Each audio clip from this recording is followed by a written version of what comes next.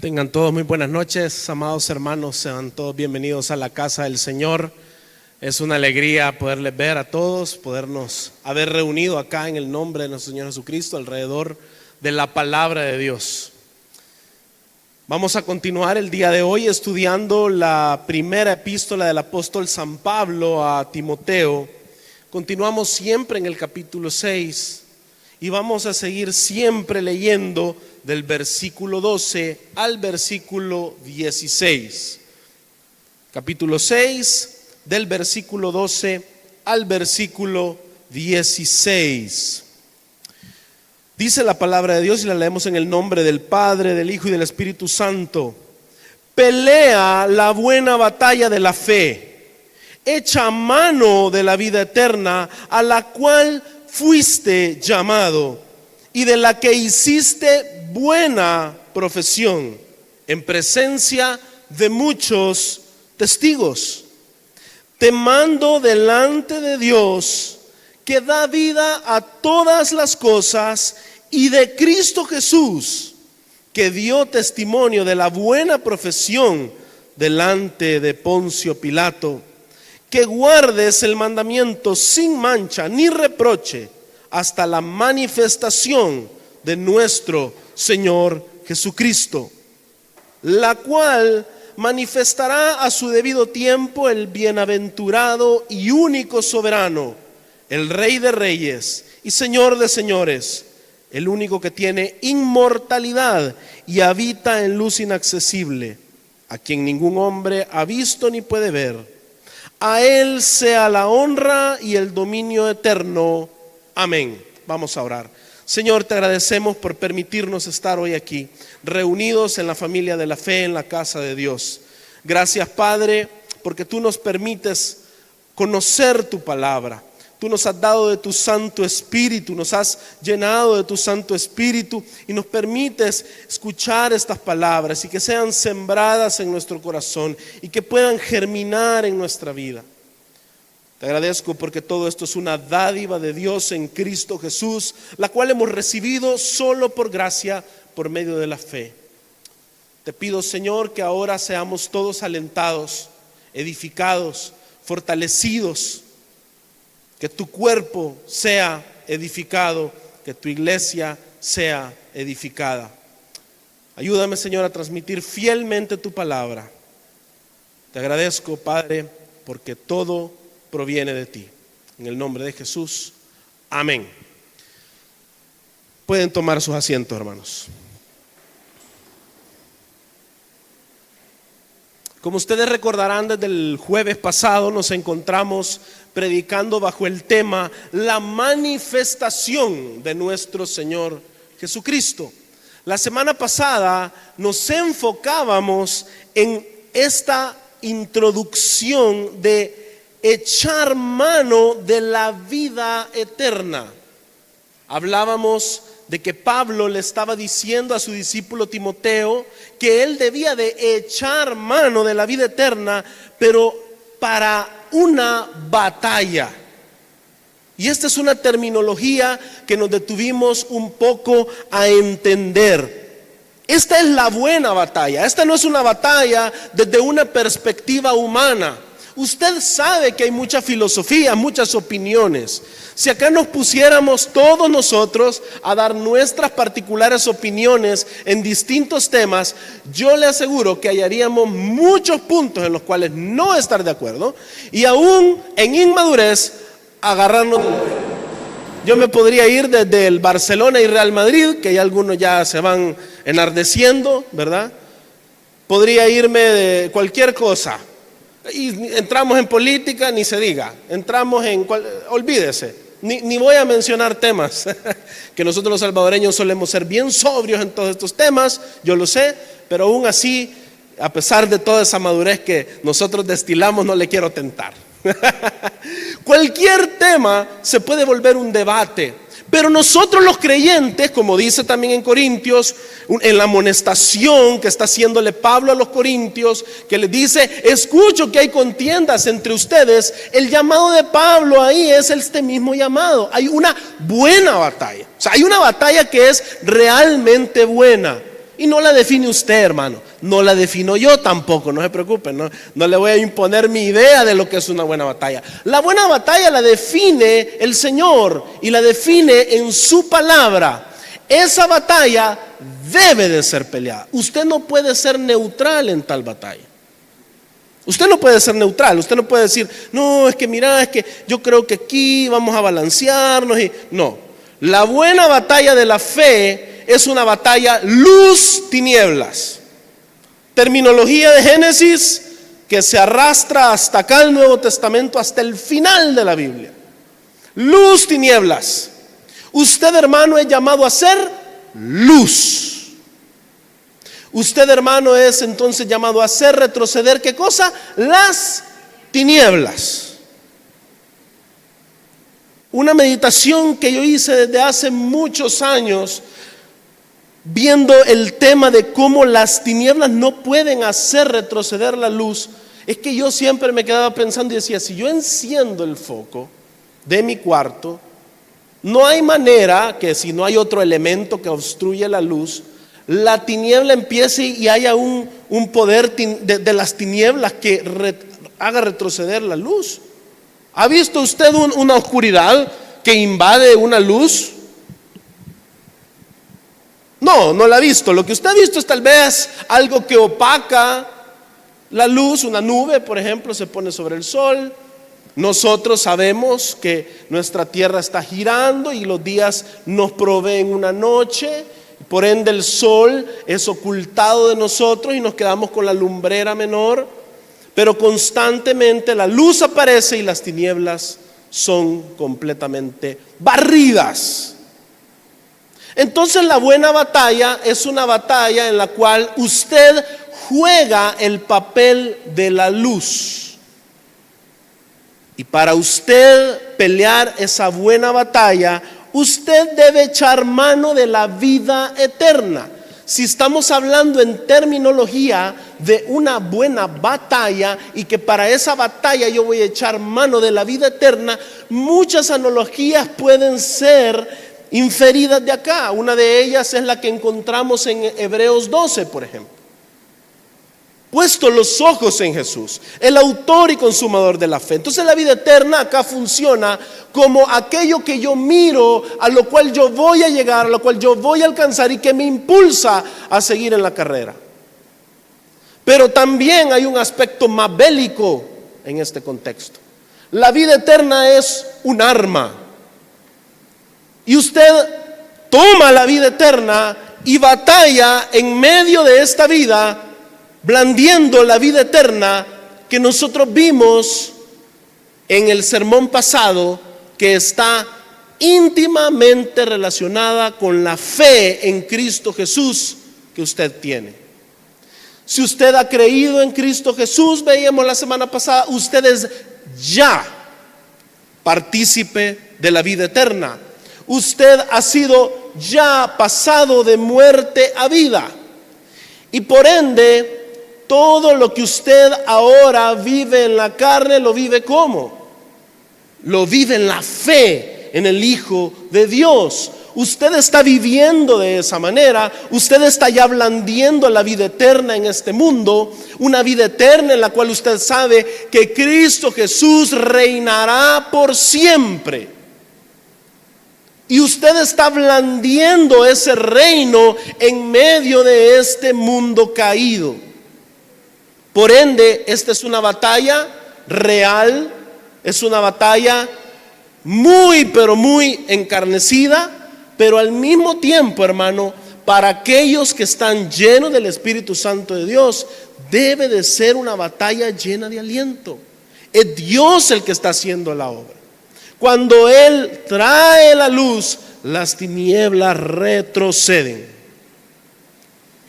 Y si usted es luz, mi hermano, usted debe de creer que en medio de las circunstancias que usted está viviendo, las tinieblas van a retroceder. Veíamos un poco de que la vida eterna es una esperanza viva presente de una herencia incorruptible futura en los cielos.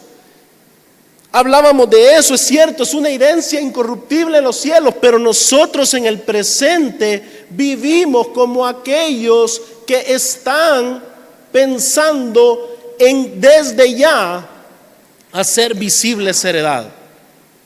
Y ahí comenzábamos a hablar de Abraham. Voy a tomar un poquito de agua, hermano, porque hemos andado algo tosigosos. Van a disculpar.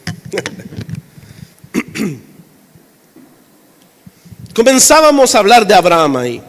También veíamos que la vida eterna es una promesa segura a la cual hemos sido llamados eficazmente.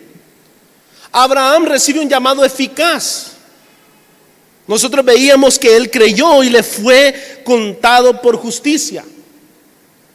Nosotros veíamos también cómo Jesús decía de que todos los que creen en su nombre se les dio potestad de ser hechos hijos de Dios. Vimos también de que de tal manera amó Dios al mundo que envió a su Hijo unigénito para que todo aquel que crea no se pierda, mas tenga vida eterna.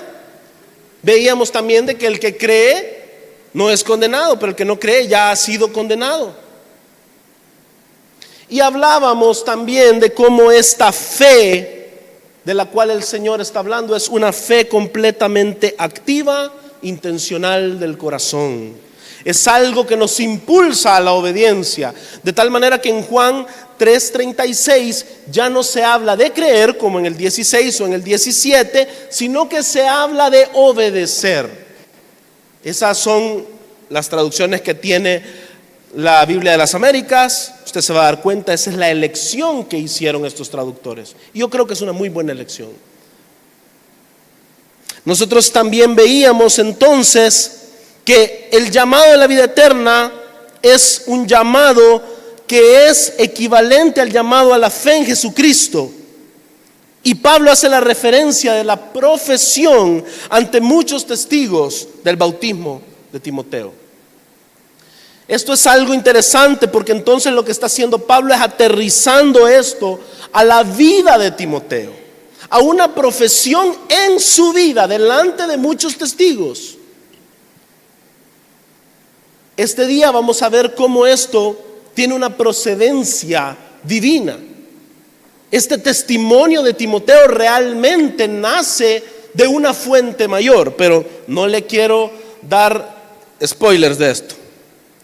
Veíamos que la vida eterna, futura en los cielos, debe de incluso, o sea, es algo tan, hermano, transportado a nuestro testimonio terrenal que debe de moldear nuestra oración presente. Usted debe de orar de tal manera que usted pida que se haga la voluntad de Dios en la tierra como en ¿dónde? Como en el cielo. Ese es el mandato bíblico para su oración. Ese es el mandato bíblico para su oración diaria.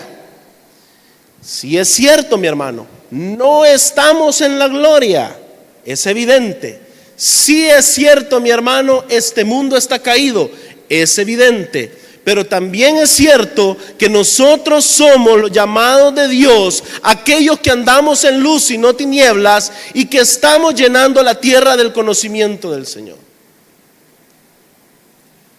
Nosotros estamos de alguna manera esparciendo juicio por esta tierra, porque la luz vino al mundo y vino en Cristo Jesús y ahora en su cuerpo, la iglesia, es decir, en usted y en mí. Y cada vez que nosotros caminamos por esta tierra y llevamos nuestra vida piadosa y llevamos el evangelio de Cristo Jesús, juicio está siendo traído. Juicio para salvación en aquel que cree, en aquel que al ser iluminado por el mensaje del evangelio es capaz de ver su incapacidad total de complacer a Dios y de creer en Cristo Jesús y recibir la dádiva de vida por medio de Cristo Jesús, que es solo por gracia. Nosotros entonces entendemos que esta vida eterna moldea nuestra oración, nuestro proceder, nuestro testimonio. Y Pablo mismo habíamos visto la vez pasada, había sido ejemplo hasta el final, cuando él decía: he peleado la buena batalla. El creyente debe de llegar al último de sus días, aun si la muerte viene de manera súbita a su vida, sabiendo que está peleando y va a haber peleado en el último de sus segundos la buena batalla. Para esa buena batalla, Pablo se había asido de la vida eterna.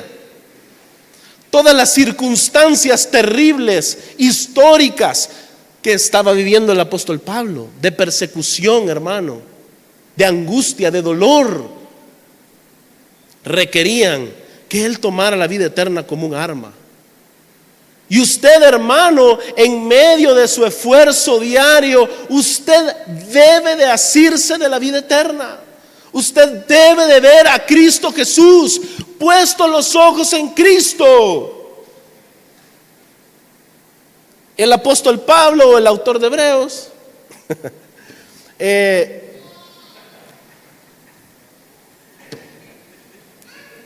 creo yo. Nos dice que nosotros pongamos los ojos en Jesús, pero muchas veces no le ponemos ojo a qué se está refiriendo con poner los ojos en Jesús. Yo quiero partir de ahí ahorita. Cuando Pablo dice que él es el autor y consumador de la fe, él está haciendo una referencia al estado presente de Cristo Jesús. ¿Dónde está él, hermano? ¿Se fue y nos dejó aquí tirados? ¿Está incapacitado de actuar? Saben, muchas veces es terrible porque los cristianos tenemos ese vacío. Cristo Jesús ascendió a los cielos, mi hermano, y nos hizo sentar con Él en los lugares celestiales. Por ende, cuando usted pone los ojos en Él, usted está contemplando la gloria de Jesús en los cielos, quien venció la muerte, quien se ha sentado a la diestra de Dios, quien tiene toda la gloria y majestad, y eso lo mantiene a usted corriendo hasta el día de su muerte. En ese Jesús pone usted los ojos. En ese Jesús que ahora está sentado a la diestra de Dios, pero que hoy vamos a entrar a ver, que va a ser manifestado a nosotros, manifestado en gloria, y que traerá a consumación la fe de todos nosotros. Fíjese qué interesante es esto. Yo quiero que analicemos lo que dice Génesis, capítulo 1, del versículo 1 al 4.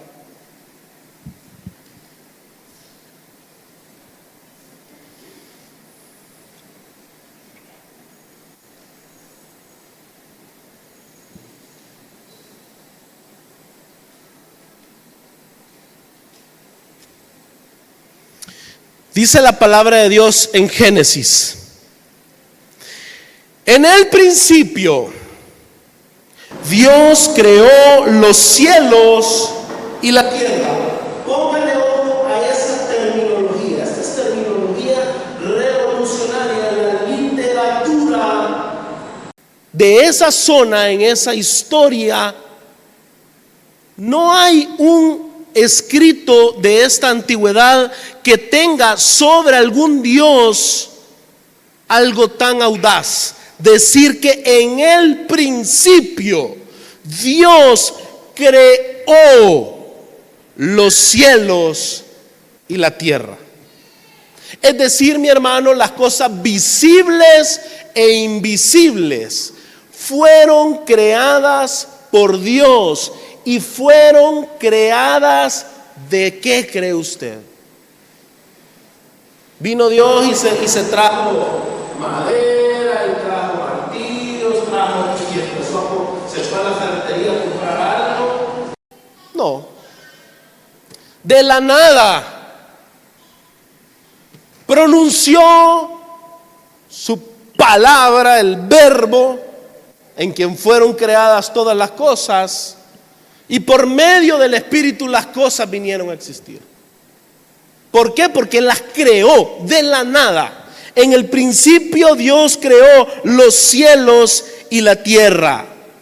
La tierra estaba sin orden y vacía, y las tinieblas cubrían la superficie del abismo, y el Espíritu de Dios se movía sobre la superficie de las aguas. De este versículo han salido 1000 teorías, que aquí hubieron guerras previas y que los dinosaurios tenían naciones y que un día se aniquilaron con guerras nucleares. Bueno, yo he oído de todo. Nos estamos complicando la vida, porque aquí realmente lo que está haciendo Moisés es mostrarnos una progresión. Dios nos está hablando a través de la historia, nos está enseñando un progreso, nos está diciendo cómo Él lleva la creación, y esto nos debe de informar de cómo usted está siendo edificado también. Pero no me quiero adelantar, hermano, quiero que vayamos paso a paso. Me emociono.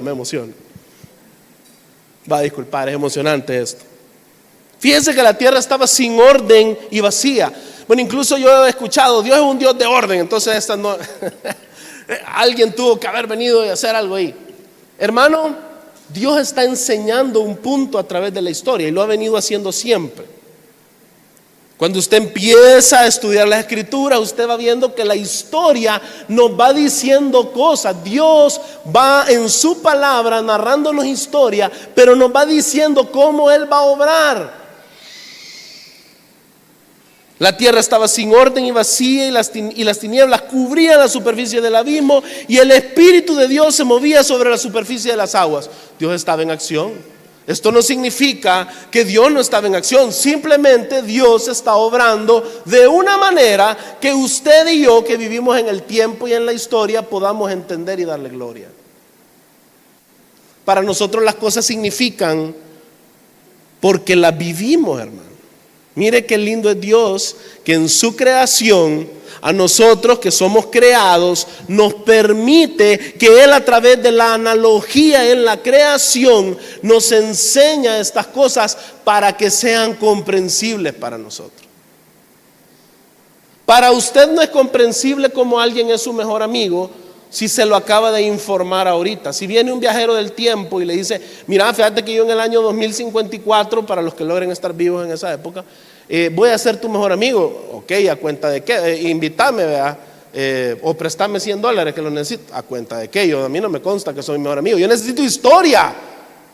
Yo necesito experimentar primero que hay un desorden, un vacío, no hay amistad, y que poco a poco se va edificando una amistad.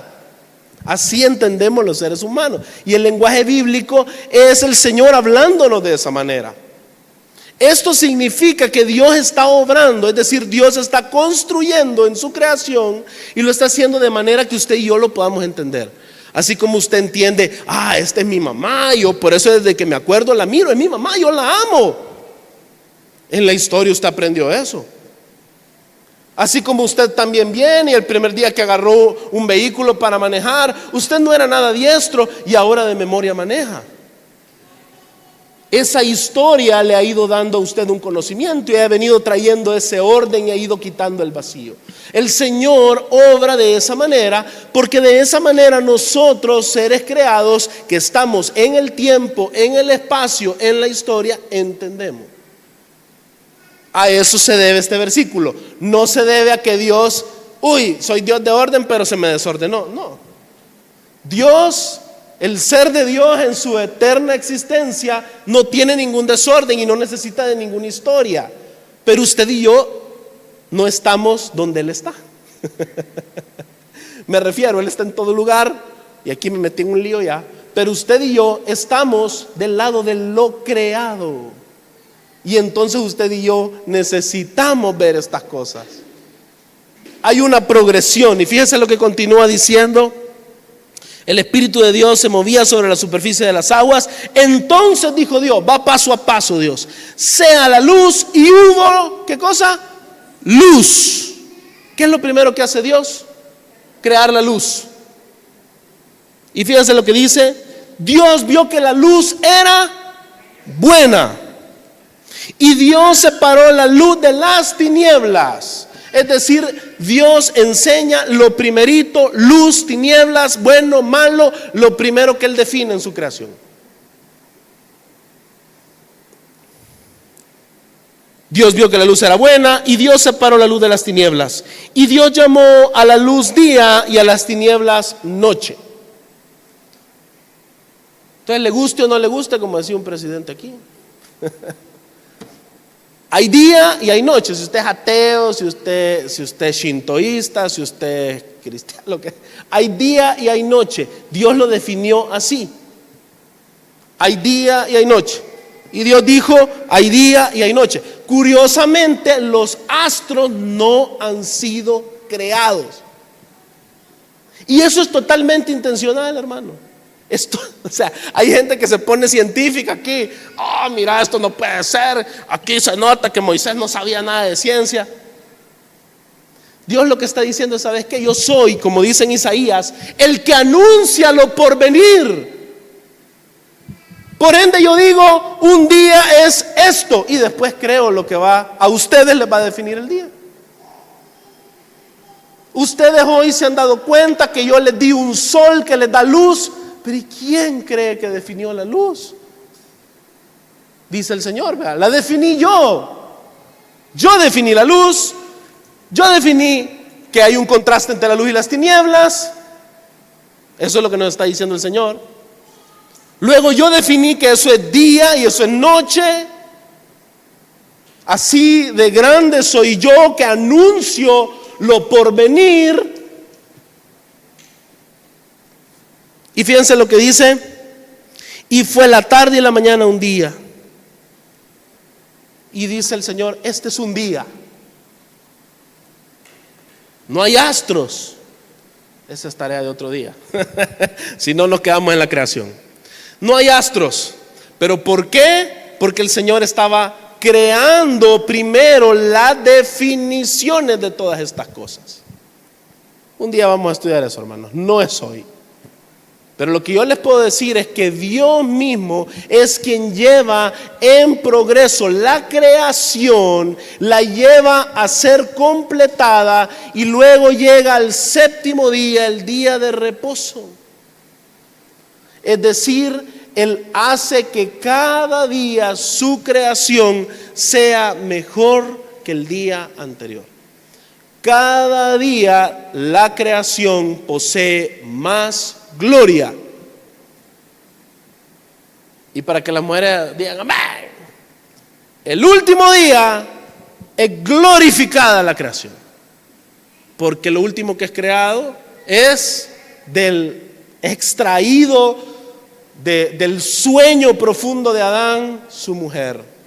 Y entonces Adán es glorificado. No son mis palabras, son las del apóstol Pablo. Trae gloria el séptimo día, y eso a usted y a mí nos debe de comunicar: Dios está obrando. Lo que Él está haciendo no es en vano. Él lleva un propósito en todo cuanto está haciendo, y la creación de la nada, en medio de que no existe nadita, y que luego Él trae a existencia todas las cosas, y Él las va llevando de un estado a otro de mayor gloria, le debe hablar a usted de cómo nosotros no estamos, mi hermano, sin esperanza. Los paganos, las religiones paganas, la mitología, lo que cualquiera de hoy los científicos llamaría ignorantes, pensaban que el mundo había existido eternamente y que el caos había existido eternamente. De hecho, los dioses paganos eran dioses que simplemente sus actos de deidad los habían hecho transformando el caos. Pero viene el Dios creador y nos dice: no, yo fui el que creó los cielos y la tierra, y yo soy el que estoy llevando mi buena obra en la historia. Todos estos dioses son falsos dioses. Pero fíjense la conexión que yo le voy a hacer con el paganismo. El paganismo, que es hoy, sin darse cuenta, la religión también de aquellos que desde la mal llamada ciencia niegan a Dios, cree exactamente lo mismo. Imagínense haber estudiado tanto para llegar a las mismas conclusiones.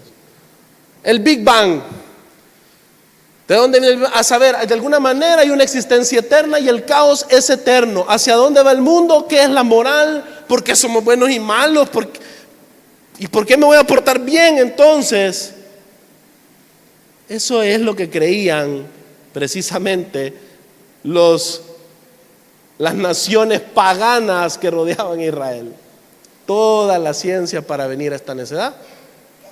Eso es lo que sucede, mi hermano, cuando no conocemos a aquel en quien están escondidos todos los tesoros de la sabiduría, que es Cristo Jesús. Entonces, la idea que siempre el enemigo va a querer insertar es que el caos es la norma y que nosotros vivimos y que todos los días esto es cíclico. La vida, si es que va para algún lado, es que va de mal en peor, y esa es la idea pagana. Pero Dios nos define desde el primer día que la idea del Dios al que adoramos es que Él está llevando todo, mi hermano, a cumplimiento de sus propósitos eternos. Dios tiene un propósito definido, muy claro, mi hermano. Dios es el creador, Él es el único ser eterno. Él crea la creación, valga la redundancia. Él no existe como ser en ella, Él la trasciende, no depende de ella. La creación no lo cambia a Él.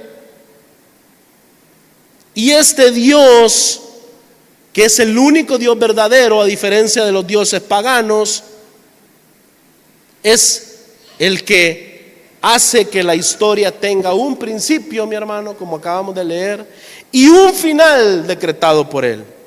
Y quiero que nos vayamos a 2 de Pedro, capítulo 3, versículo 13.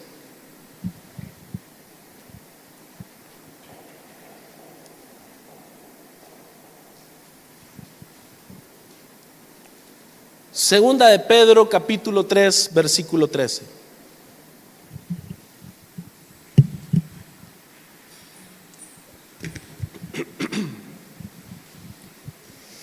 Dice el apóstol Pedro: pero según su promesa. Cuando lea eso de su promesa, usted tiene que entender que esto no es solamente una promesa hecha en los evangelios o solamente en el Nuevo Testamento. Agotaríamos la prédica de hoy, pero su promesa la acabamos de leer incluso desde Génesis, mi hermano. Lo que acabamos de leer ya trae ahí encapsulado la promesa de Dios. Según su promesa, nosotros esperamos nuevos cielos y nueva tierra en los cuales mora la justicia. Es decir, mi hermano, el Señor crea y el Señor tiene un destino definido, y esa es su promesa que no va a fallar. Lo vemos en el Génesis. Vemos cómo el Señor no es dominado por el desorden y el caos, sino que Él trae orden, Él trae nueva gloria cada día. Más adelante viene incluso el pecado, y el pecado incluso que no es obrado por Dios, sirve los propósitos de la gloria de Dios. Nada se sale del control de Dios, y nosotros por su promesa esperamos nuevos cielos y nueva tierra en los cuales mora la justicia. Esto es sumamente interesante porque este es un principio, mi hermano, que es válido para la creación, y la nueva creación que esperamos es válido para la historia, para el inicio de la historia y el fin de la historia, pero es válido para usted también, mi hermano. Es válido para el creyente. El creyente debe de entonces entender que es la enseñanza bíblica, que el Señor ha traído un principio en su vida y la va a llevar a un buen final. Lo ha hecho en su creación y lo va a hacer en sus hijos. Lo ha hecho en su creación y lo va a hacer en su pueblo. Filipenses 1 del 6 al 10. Dice la palabra de Dios: estoy convencido precisamente de esto, que el que comenzó en ustedes, ¿quién la comenzó? Él comenzó la buena obra, mi hermano. El que comenzó en ustedes la buena obra, la perfeccionará. ¿Se da cuenta cómo ese perfeccionará lleva implícito lo que vimos en Génesis? Hasta el día de Cristo Jesús. El día de Cristo Jesús. O sea, hay un día final, mi hermano. Es justo que yo sienta esto acerca de todos ustedes, porque lo llevo en el corazón, pues tanto en mis prisiones como en la defensa y confirmación del Evangelio, todos ustedes son participantes conmigo de la gracia. Mi hermano, ex nihilo, de la nada. Es decir, usted es participante del regalo de Dios. No es que usted era... Qué bueno, usted le dio materia prima al Señor para que Él hiciera este gran siervo que está aquí parado.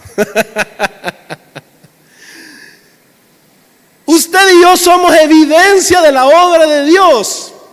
Es decir, de la nada, ex nihilo, Dios viene y lo crea a usted en Cristo Jesús. Y usted es participante con Pablo, que también dice, somos participantes de la gracia. Él es quien nos trajo a existencia. Todos ustedes son participantes conmigo de la gracia, no de lo maravilloso que ustedes ya eran. Porque Dios me es testigo, dice Pablo, de cuánto los añoro a todos con el entrañable amor de Cristo Jesús. Ahora bien, entonces esto significa que esa participación en la gracia implica unos afectos nuevos. Implica una identificación como pueblo. Implica un amor por Cristo, por su palabra, pero obviamente también por aquellos que han participado de esa misma gracia. Y eso es lo que estamos haciendo aquí, mi hermano. Por eso estamos en comunidad. Y dice Pablo, esto pido en oración, que el amor de ustedes abunde aún más y más. ¿Por qué me metí a Génesis? Tienen la culpa Pablo, Pedro, estos autores del Nuevo Testamento tienen la culpa. Más y más, día tras día, más y más, en conocimiento verdadero y en todo discernimiento, a fin de que escojan lo mejor. Es decir, hermano, cada día usted crece en Cristo Jesús. Usted se vuelve cada día alguien con más conocimiento. Usted se vuelve alguien más lleno de Cristo. Esto contradice a aquellos que son cabezones o hemos sido cabezones y arrogantes y que sacamos nuestra espada para meter bibliazos en la cabeza sin el amor de Cristo Jesús. Porque el conocimiento de Cristo Jesús tiene en el centro el amor, que siendo nosotros pecadores, Cristo murió por nosotros. Entonces, si yo crezco en el conocimiento, fíjense a lo que va a llevar esto: todo discernimiento, a fin de que escojan lo mejor, para que sean puros e irreprensibles para el día de Cristo. Todo el que va a ser hallado puro e irreprensible el día de Cristo es alguien que está siendo diariamente más y más conformado a la estatura de Cristo Jesús. Y eso usted lo debe llevar a meditar. Esta obra que ha comenzado en mí, que está en constante perfeccionamiento, no tiene como garantía el hecho de que yo me esfuerzo un montón en la carne. Pablo dice que es la gracia de Dios en Cristo. Y el énfasis del fruto de justicia que nosotros vamos a manifestar, mi hermano, es que nosotros, por medio de Cristo Jesús, estamos siendo conformados a lo que Él es. Y gloria al Señor por eso, mi hermano. Usted día a día tiene esto frente a usted. Usted día a día en la palabra de Dios no está yendo a un libro de tips. Usted está yendo a la palabra de Dios, que es viva y eficaz.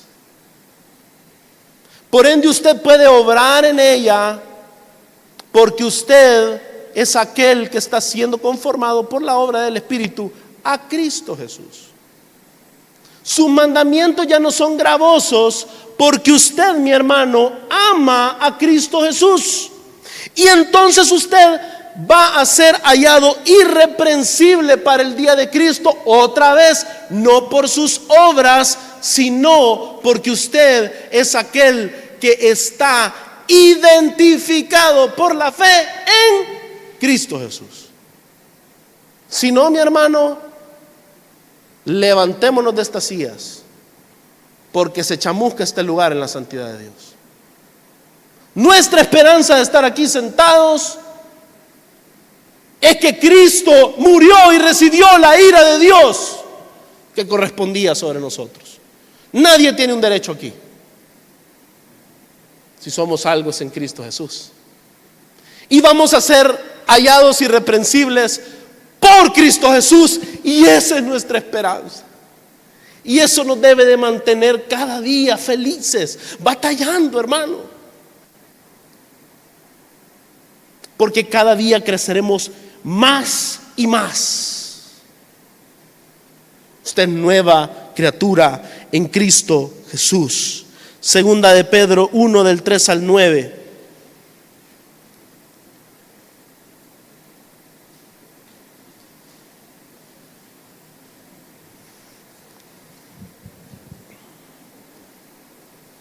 Este es un texto muy interesante y otra vez una progresión para que usted se da cuenta, porque hablamos de que Dios creó los cielos y la tierra, y después hablamos de que la tierra estaba desordenada y vacía, y que usted empiece a entender que ahí Dios está hablando de la creación, pero también de usted.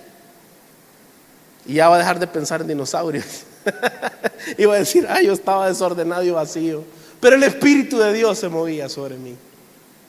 Fíjese lo que dice: pues su divino, y ahí está en mayúsculas si usted tiene una LBLA, su divino poder nos ha concedido, esto es gracia, todo cuanto concierne a la vida y a la piedad. Eso es ahora, ¿ya? En su divino poder nos lo ha concedido, mediante el verdadero conocimiento de aquel que nos llamó por su gloria y excelencia, no la suya. Por ellas Él nos ha, otra vez, concedido sus preciosas y maravillosas promesas, a fin de que ustedes lleguen a ser partícipes de la naturaleza divina.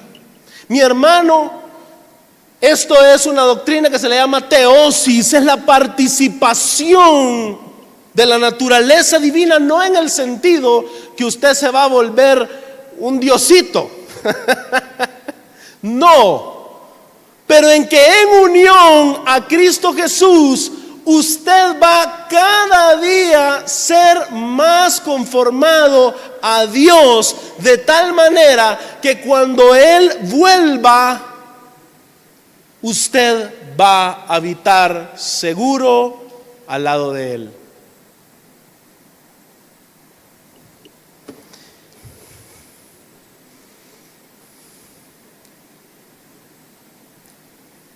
Somos partícipes de eso, porque es una dádiva de Dios, mi hermano. No por nada que hayamos hecho hemos escapado de la corrupción que hay en el mundo por causa de los malos deseos que sabemos, mi hermano, que existen en nosotros. Dice, por esta razón también, obrando con toda diligencia. Ahí viene su responsabilidad.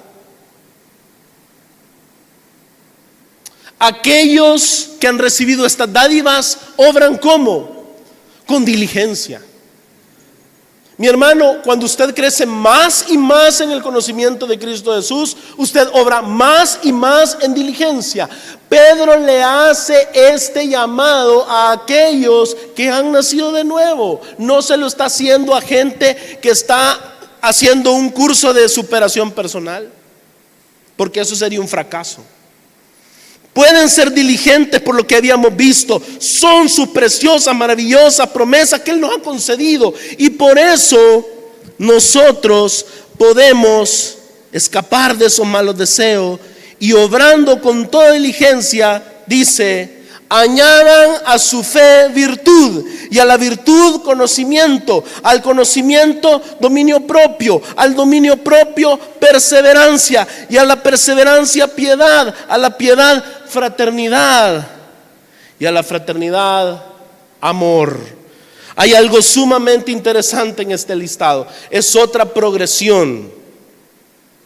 No es que una cosa va en orden cronológico tras la otra, pero le enseña cómo usted, cuando ha sido una nueva criatura, eso sucede en el don de Dios de la fe. Es el don de Dios de la fe, mi hermano. En Efesios 2, Pablo nos dice claramente que es por gracia que usted tiene fe. No es que usted tiene fe, es por la gracia del Señor que usted tiene fe. El Señor obra entonces en usted dándole fe, y hay una progresión. La fe es el punto de partida de la vida cristiana. Cuando el llamado que usted ha recibido de Dios ha sido eficaz en su vida y usted ha nacido de nuevo, usted va a tener fe. Eso es un regalo de Dios. Y eso es lo primero que inicia en la vida cristiana. Este listado, que no me puedo detener a estudiar lamentablemente, concluye con el amor. Y fíjense qué interesante es esto, porque el amor es el fruto prominente de la vida del cristiano. Es decir, el amor viene aquí equivaliendo en términos creacionales al Shabbat, al momento en el que Dios dice, he completado mi buena obra. Y cuando usted como creyente no solamente es alguien que dice yo tengo fe en Cristo, pero ahora es visible en aquel fruto prominente del amor, usted dice, yo de verdad estoy en Cristo, porque el amor es de Dios. Todo aquel que ama es nacido de Dios, y el que no ama no conoce a Dios, porque Dios es amor. Fíjese qué interesante que esa marca del amor está en progresión después del inicio, que es la fe. Mi hermano, si usted quiere agregarle a su fe virtud, agréguela, pero sepa que la meta es el amor, no es la arrogancia. La meta es el amor. No es que usted se sienta superior a ningún otro. Y cuando usted llega a la meta, que es el amor, usted se vuelve partícipe de la naturaleza divina, y por ende hoy usted le agarra aquello que no entendemos cómo le agarró a Dios, y de pronto le dan ganas de morir por pecadores. De pronto a usted le parece bueno morir por pecadores.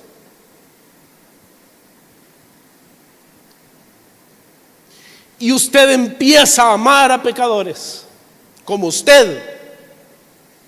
Y usted empieza a enseñar, a predicar la verdad, a vivir la verdad entre pecadores. Esto es una dádiva de Dios. Contemple esa nueva creación en usted. vea ese fruto de amor en su vida. Y si usted no lo mira, continúe, siga adelante con diligencia. Si usted dice el día de hoy, no, pero es que yo realmente, pastor, yo no quiero morir por nadie, yo no quiero morir por alguien más, yo no quiero ceder en mis deseos, en lo que a mí me parece que es lo correcto, porque aquel es una persona que es débil. No, a mí no me importa eso. Pídale al Señor crecer, porque esa es la progresión. Si usted crece, usted ama más. La fe, que es tan solo la semilla, lo va a llevar a amar a tal punto que usted va a ser como Cristo y va a morir por pecadores. Cuando usted no es como Cristo, usted lo menos que quiere es morir por un pecador, porque aquel que no es como Cristo está lleno de su autojusticia. Y aquel que está lleno de autojusticia es propenso, no voy a decir a juzgar, sino a acusar. Y ese es un rol bíblico que no es el de Jesús. Por ende, la progresión, mi hermano, es al amor. Dios muestra su amor. El evangelio es en su amor. Él trae la verdad y la luz en amor. Él incluso permite que nosotros seamos muchas veces azotados, porque somos sus hijos, y al que Él toma por hijo lo azota, lo disciplina, pero es en amor. Y usted debe de vivir en amor. Esto es precioso. La vida entonces del creyente no es la excepción en esto. Hay una progresión de la creación hacia la nueva creación. Hay una progresión histórica en todo lo que Dios ha creado, pero también la hay en usted y en mí. Y porque sabemos que Dios obra de esa manera, usted no puede permanecer en el caos. Porque la prueba de que el Espíritu de Dios se mueve sobre sus aguas es que día con día usted va a crecer más y más, mi hermano. Usted debe de crecer más y más. Usted debe anhelar crecer más y más. Entonces, mi hermano, la declaración firme de que hay un principio de la creación, y eso, para volver al texto, ocurre en el versículo 13, cuando dice: te mando delante de Dios que da vida a todas las cosas, y de Cristo Jesús, que dio testimonio de la buena profesión delante de Poncio Pilato. Esta terminología nos lleva a entender que, dice aquí lo que yo tengo anotado, la declaración firme de un principio de la creación y de la nueva creación son garantía segura de un final bajo el propósito eterno de Dios.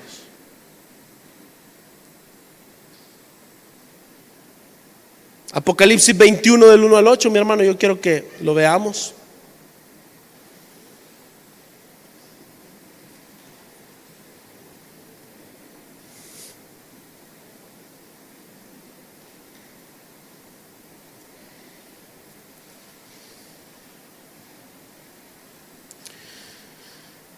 Fíjense lo que dice Apocalipsis 21.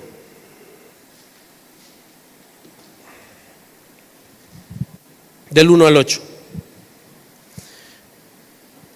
Dice: entonces vi un cielo nuevo y una tierra nueva, porque el primer cielo y la primera tierra pasaron y el mar ya no existe.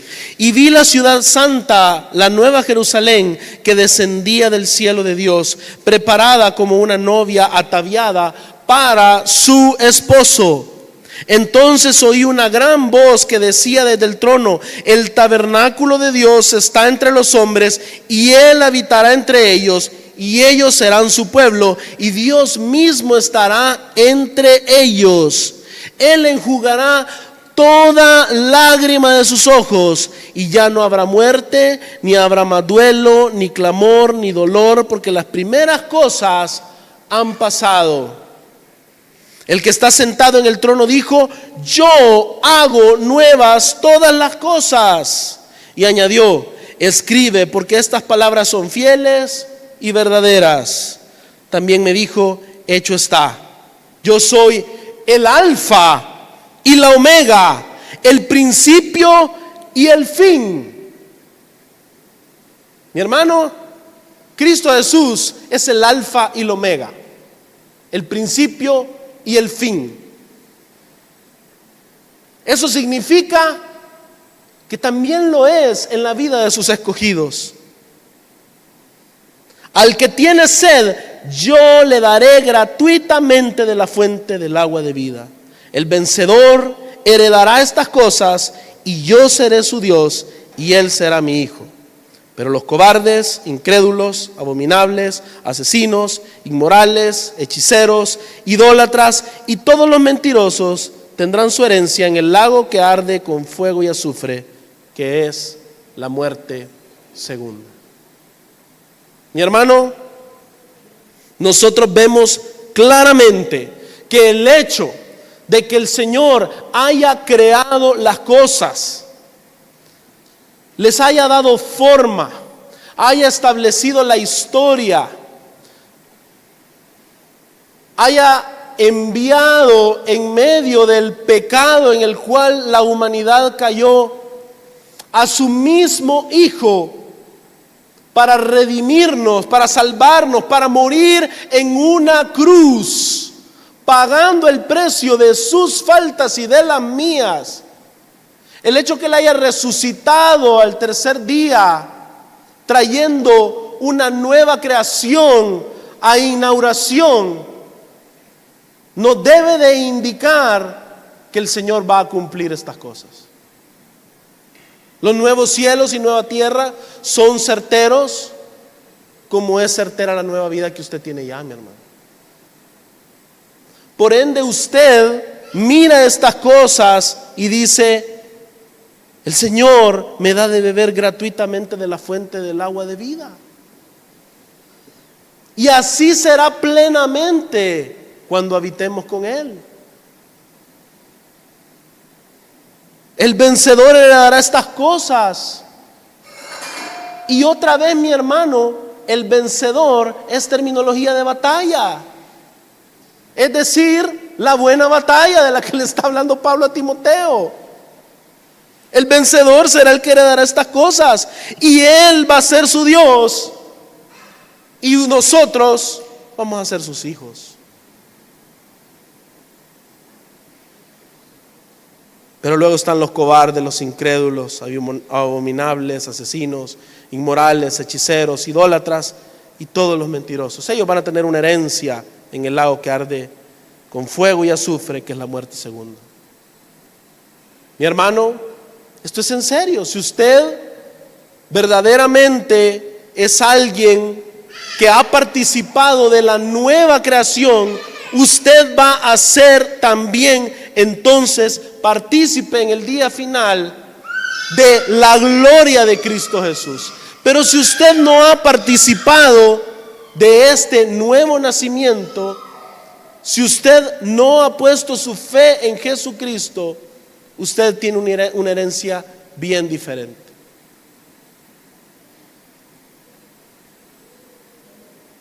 Y el creyente es aquel que quiere identificarse siempre con Cristo Jesús. No solo porque hay una herencia anunciada de condenación, sino porque también desea ardientemente día a día vivir en la presencia de Dios. El verdadero creyente, más que sentirse amenazado por el lago de fuego, que claro que lo puede ser, es aquel que también en su corazón se siente más amenazado por no disfrutar eternamente de la presencia del Señor. Y que ese sea su fin por la eternidad, disfrutar de la presencia del Señor. Y eso es moldeador de vida, hermano. porque entonces eso significa que usted disfruta de la presencia de Dios ya. Eso le va a ser piadoso acá. Mientras usted es un esposo y tiene algún conflicto con su esposa, usted va a ser como Cristo, porque usted quiere ser como el Señor. Y usted hoy va a otorgar perdón como el Señor en la historia otorgó perdón por medio de Cristo Jesús. Usted va a ser una persona honrada. Usted va a ser una persona que no anda recibiendo sobornos. Usted va a ser una persona que no anda haciendo trampas. No va a ser deshonesto, no va a ser mentiroso, no va a ser desleal, porque usted diariamente anhela desde lo profundo de su corazón parecerse al Dios con el cual pretende habitar toda la eternidad, mi hermano. Este es un principio transformador de vida. Si no está transformando su vida, mi hermano, yo argumentaría que usted no anhela que de esta creación usted pueda pasar a la nueva creación eternamente con el Señor. Yo argumentaría que usted tiene un gran peligro de no ser nacido de nuevo en Cristo Jesús. Y yo le invitaría a confiar en el Señor y a dejar de confiar en la carne, porque el que siembra para la carne va a cegar corrupción, y eso lo sabemos, tiene obras visibles en la carne, pero aquel que anda en el Espíritu va a cegar vida eterna, mi hermano. Eso es vital entenderlo. Esta es una obra de Dios, por ende, mi hermano. El Señor la va a llevar a su final y dispone de todos sus recursos, de todo su ser manifestado en la historia para llevarlo a cabo. Fíjese la estructura trinitaria que hay en el texto, y con esto vamos a ir finalizando ya. Dice el versículo 13: te mando delante de Dios que da vida a todas las cosas, y de Cristo Jesús que dio testimonio de la buena profesión delante de Poncio Pilato, que guardes el mandamiento sin mancha ni reproche hasta la manifestación de nuestro Señor Jesucristo. Dese cuenta que nosotros habíamos visto anteriormente en el versículo 12, que había sido Timoteo quien había hecho profesión delante de muchos testigos. Y si usted se da cuenta, le está diciendo Pablo que eche mano de la vida eterna, de la cual hizo esa buena profesión. Pero más adelante Pablo explica la procesión. ¿Por qué? ¿De dónde procede que Timoteo pueda echar mano de la vida eterna y luego dar testimonio, luego mostrar un testimonio, dar un testimonio delante de muchos testigos? Eso procede de que Dios, que da vida a todas las cosas, quien es quien nos da la vida eterna, fíjese usted en esa conexión, y Cristo Jesús, a quien debe de imitar Timoteo, es quien ya dio profesión y testimonio de la buena profesión delante de Poncio Pilato. Y lo que decía el pastor René, Jesús dijo básicamente de una manera tácita: yo soy la verdad, yo soy el rey. Básicamente de una manera tácita en ese testimonio dice: yo voy a reinar por siempre. Por ende, usted cuando da testimonio, lo que está haciendo es imitando a Cristo Jesús. Y la obra que usted hace, que procede del Padre inicialmente, que luego el Verbo lleva a cabo y que luego es mostrada por medio del Espíritu, es exactamente la obra que usted también va a hacer. Fíjese, Dios que da vida a todas las cosas. Estamos hablando de Dios Padre, aquel que nos escogió, aquel que nos atrajo, aquel que nos arrastró a la fe en Cristo Jesús. Cristo Jesús, quien dio testimonio de la buena profesión delante de Poncio Pilato. Esto implica que incluso Cristo Jesús dio profesión y fue ¿a dónde? A la cruz. Es decir, Él obró de acuerdo a la voluntad del Padre. Y luego viene la petición, no antes de esas dos cosas. La petición es que guardes el mandamiento sin mancha ni reproche hasta la manifestación de nuestro Señor Jesucristo.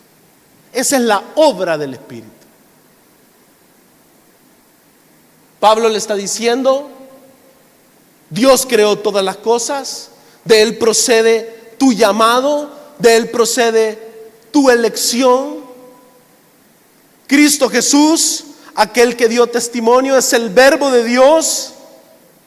Él es el Hijo encarnado, quien es el ejemplo bajo el cual tú debes vivir, a quien yo te estoy conformando cada día.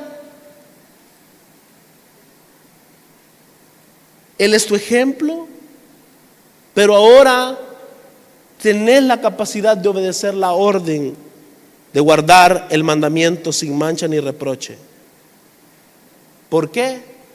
Porque el Espíritu Santo de Dios habita en Timoteo, y habita en usted, y habita en mí. Y por eso lo podemos hacer hasta que Cristo Jesús, mi hermano, sea manifestado.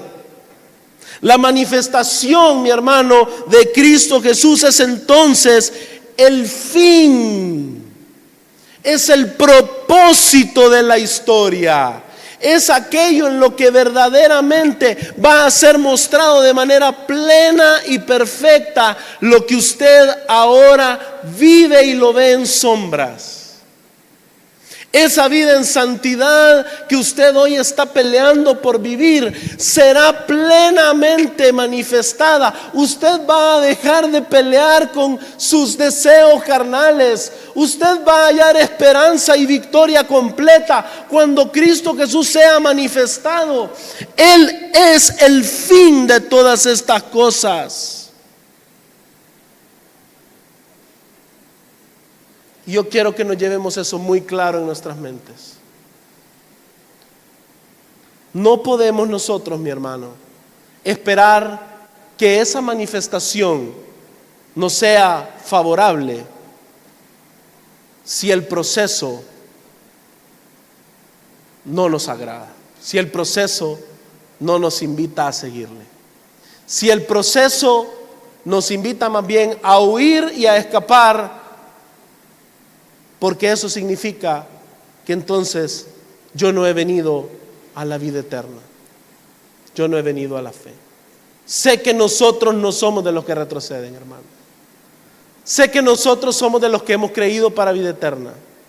Por ende, la manifestación de nuestro Señor Jesucristo no la vemos solo como un final de la historia para ya escapar de todo esto, sino que nos alienta. De tal manera que si usted lo encuentra en muerte o lo encuentra en vida, va a ser el cierre y la conclusión lógica de una vida en amor al Señor. Va a ser la medalla lógica obtenida por aquellos que viven en la fe en Cristo Jesús. El día de la manifestación de Cristo Jesús va a ser para aquellos que viven de acuerdo a lo que el Señor les ha mandado por medio del poder del Espíritu Santo de Dios, el cierre lógico de sus vidas. Ese día los muertos en Cristo van a resucitar primero y se van a deleitar con el Señor, por el que fueron hasta sus tumbas creyendo. Y ese día aquellos que hayan quedado van a deleitarse siendo arrebatados con el Señor en las nubes. Porque el propósito que dice ahí es, en 1 Tesalonicenses, estaremos para siempre con el Señor. La manifestación de nuestro Señor Jesucristo, mi hermano, es solo una buena noticia para aquellos que desde ya anhelan estar siempre con el Señor. Vamos a orar. Señor.